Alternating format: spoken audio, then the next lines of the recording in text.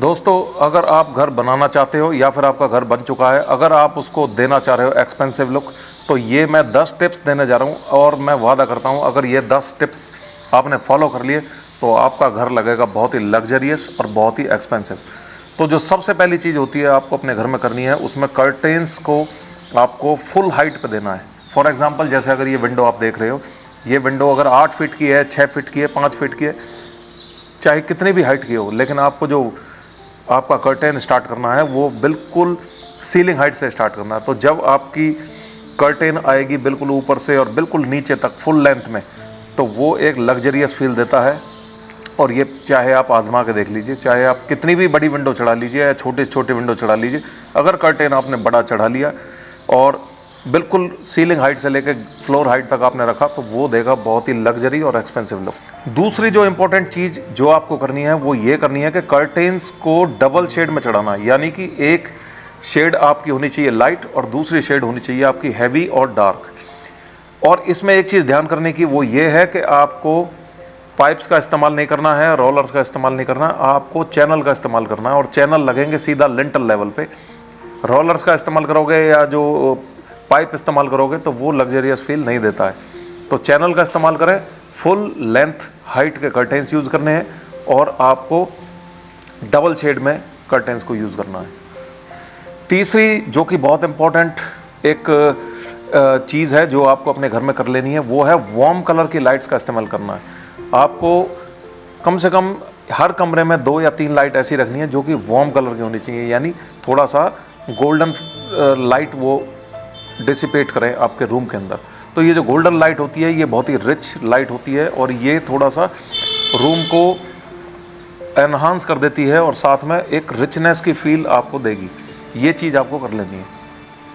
जो चौथा पॉइंट है वो बहुत ही ज़्यादा इंपॉर्टेंट पॉइंट है, इसको तो मिस करना ही नहीं है, वो होता कलर सिलेक्शन। बहुत से लोगों को ये नहीं पता कि मकान में कलर कौन सा करना है।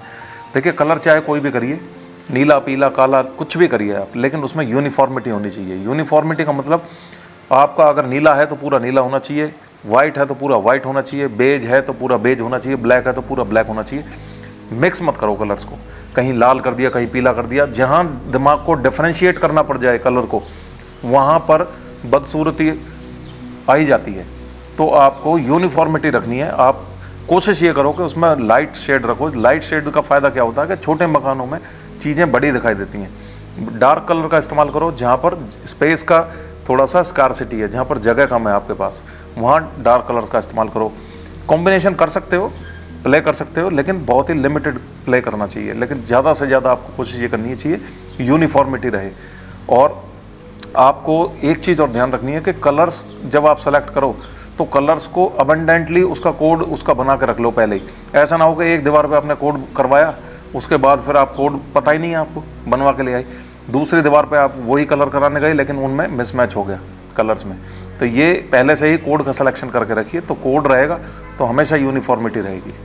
अगला जो पॉइंट है वो है यूनिफॉर्मिटी ऑफ डिज़ाइंस। देखिए, यूनिफॉर्मिटी ऑफ डिज़ाइन से क्या है कि अगर आपका घर कर्व्ड शेप में आप कोई चीज़ बना रहे हो, यानी आप कोई आर्किंग दे रहे हो या गोलाई में कुछ चीज़ दे रहे हो, तो आप उस गोलाई को ही यूज़ करते जाओ पूरे घर के अंदर। अगर आप रेक्टेंगुलर कोई चीज़ बना रहे हो तो उसका रेक्टेंगुलर ही फॉलो करते जाइए। यूनिफॉर्मिटी होनी चाहिए। आप ऐसा मत करिए कि रेक्टेंगुलर और स्क्वायर और सर्कल्स का मिक्स करके आप कोई चीज़ बना रहे हो, तो दिमाग को फिर से डिफ्रेंशिएट करना पड़ेगा, बदसूरती हो जाएगी। तो खूबसूरती बनाए रखने के लिए यूनिफॉर्मिटी ऑफ शेप होनी चाहिए। आप जो फर्नीचर यूज़ कर रहे हो वो फर्नीचर भी लगभग चौकोर होना चाहिए। आप जो आर्किंग दे रहे हो, कोई छत में डिज़ाइन दे रहे हो, आप जो फॉल सीलिंग करा रहे हो, वो सारा एक ही जैसा यूनिफॉर्म होना चाहिए। चाहे चौकोर है तो सारा चौकोर, गोल है तो गोलाई का ही इस्तेमाल करते जाइए, मिक्स मत करिए। अगला जो पॉइंट है वो मैं बहुत ज़्यादा अहमियत देता हूँ, वो होती है ग्रीनरी। देखिए, किसी भी मकान की अगर आपको खूबसूरती बढ़ा देनी है तो उसमें ग्रीनरी ऐड कर दीजिए। और ये एक ऐसी चीज़ है, ये ऐसा डेकोर आइटम है जिसके कोई खास पैसे लगते नहीं है। ग्रीनरी अगर आपके घर में होगी तो लाइवलीनेस आपको महसूस होगी, लाइफ का महसूस होना बहुत ज़रूरी है। आप कंक्रीट ही कंक्रीट लगाए जाओगे पूरे घर में तो कहीं ना कहीं आपको कमियां खलेंगी लाइफ की। तो लाइफ कहाँ से समझ में आती है? लाइफ आती है आपका पेड़ पौधों से, ग्रीनरी से, इंडोर प्लांट से, आउटडोर प्लांट से, फेक प्लांट से। तो ग्रीनरी का ज़्यादा से ज़्यादा इस्तेमाल करें अपने घर में। एक कोना कम से कम ऐसा रखें जिसमें ग्रीनरी हो, जहाँ पर आप शांति के साथ बैठ कर चाय पी सकें। ग्रीनरी से आपके घर में एकदम एनहांसमेंट दिखाई दे जाएगी। पूरा कंक्रीटिंग उस घर में ना कराएं, कहीं ना कहीं उसमें ग्रीनरी का ऑप्शन जरूर रखें। अगर बिल्कुल ही नहीं हो सकती है तो आप वॉल बेस्ड ग्रीनरी आप लगा सकते हो, जिसमें दीवार पे आपके फ्रेम्स लग जाते हैं और उसमें आप छोटे प्लांट्स लगा सकते हो। तो ग्रीनरी बहुत मस्ट और बहुत इंपॉर्टेंट डेकोर आइटम है, जिसको नहीं भूलना है आपको। अगला जो ट्रिक है वो मैं आपको देना जाऊंगा, जो कि एक ट्रिक है, जो मेरा अपना एक रिसर्च है, कि आप अगर बेज कलर आप देख सकते हो स्क्रीन पे, बेज और वाइट और ब्लैक, स्पेशली बेज और वाइट का जो कॉम्बिनेशन होता है, आप इसको फॉलो करें।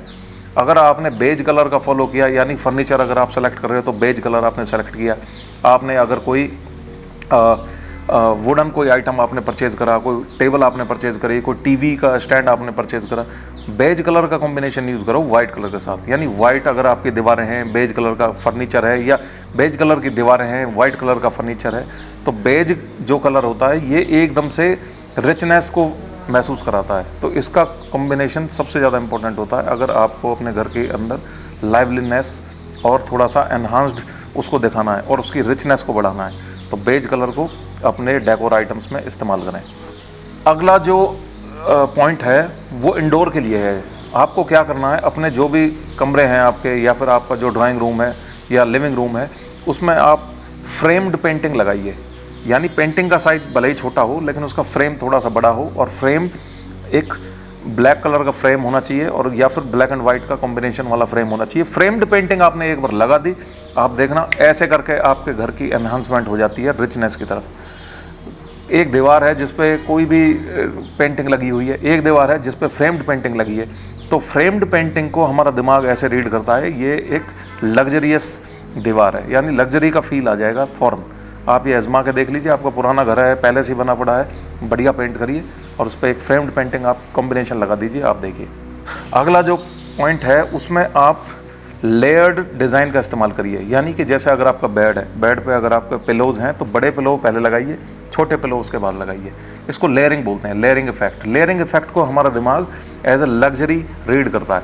अगर आपका सोफ़ा है उस पर कुशन्स हैं, फिर एक छोटा और कुशन अगर है, तो ये एक लेयरिंग इफेक्ट आ जाता है। बुक्स हैं, बड़ी बुक्स हैं, फिर उसके बाद छोटी बुक्स आप लगाइए। ये लेयरिंग का जब आप इस्तेमाल करेंगे तो आपको एकदम से महसूस होगा कि एक उसको बहुत ही रिच लुक दे दी गई है किसी भी चीज़ को। तो लेयरिंग का इम्पैक्ट बहुत ही गहरा होता है, ये हमारा साइकोलॉजिकल माइंड उसको रीड करता है, और आपके घर पे जो कोई भी आएगा वो लेयरिंग इफेक्ट को डिफ्रेंशिएट एकदम से कर लेगा। तो लेयरिंग इफेक्ट को ज़्यादा से ज़्यादा इस्तेमाल करिए। अब एक ऐसा पॉइंट है जो कि आपको अपने घर पे कर लेना है, जैसे कि आपके फर्नीचर्स हैं, आप कभी भी अपने घर में फर्नीचर्स को अलग अलग मत रखिए। यानी कि जैसे अगर कोई वार्डरोब है या कोई टेबल है, उनको अलग अलग मत डालिए, आप उनके कॉम्बिनेशन बनाइए। जैसे कि अगर मान लीजिए कोई अलमीरा है, एक और अलमीरा है, तो दोनों को एक साथ जोड़ के एक साथ लगाइए। यानी कि कॉम्बिनेशंस यूज़ करो, उन दोनों को एक साथ लगाओगे तो एकदम से वो बड़ा महसूस होगा और साथ में वो फैला फैला महसूस नहीं होगा। तो अगर ऐसा आप करोगे तो आपका ऑलरेडी जो फर्नीचर है वो ऑलरेडी एक रिचनेस वाली फील देगा और लग्जरियस फील देगा। तो ये मेरा अपना ही बनाया हुआ कॉन्सेप्ट है, जो मैंने एक्सपेरिमेंट करके निकाला था, तो आप भी इसको अपने घर में इस्तेमाल कर सकते हो। अब जो लास्ट पॉइंट है वो आपको यूज़ करने हैं रग्स या रोलर्स। ये क्या होते हैं कि जैसे अगर आपने देखा होगा आपके ड्राइंग रूम्स होते हैं, आपकी जो टेबल होती है उसके नीचे जो रग्स लगे होते हैं, यानी एक मैट टाइप का लगा होता है, ये एकदम से आपके कमरे की खूबसूरती को बढ़ा देगा। इसका इस्तेमाल आपने कर लिया तो आपका कमरा पहले दिन से ही लग्जरी हो जाएगा।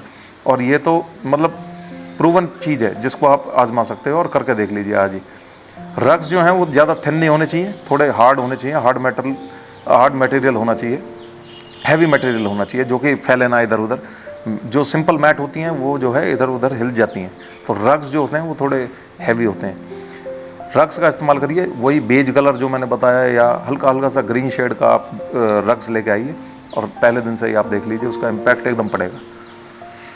तो ये कुछ पॉइंट्स थे जो मैंने आपको बताए, और ये सारी चीज़ें अगर आपने अपने घर में अप्लाई कर ली तो आपका घर लगेगा एकदम लग्जरी, एकदम रिच महसूस होगा। और साथ में आपने बहुत ही माइनर जो आपने पैसे लगाए, मिनिमलिस्ट डिज़ाइंस जो आपने यूज़ किया, वो इमीडिएटली निखर के आएगा और मकान एकदम से वेल मैनेज्ड और एक तरीके से जो है फीलिंग उसकी एकदम रिचनेस वाली आएगी। और जो कोई भी उस घर के अंदर आएगा वो यही कहेगा बस वाह। तो इस तरह के टिप्स मैं लेके आता रहता हूँ।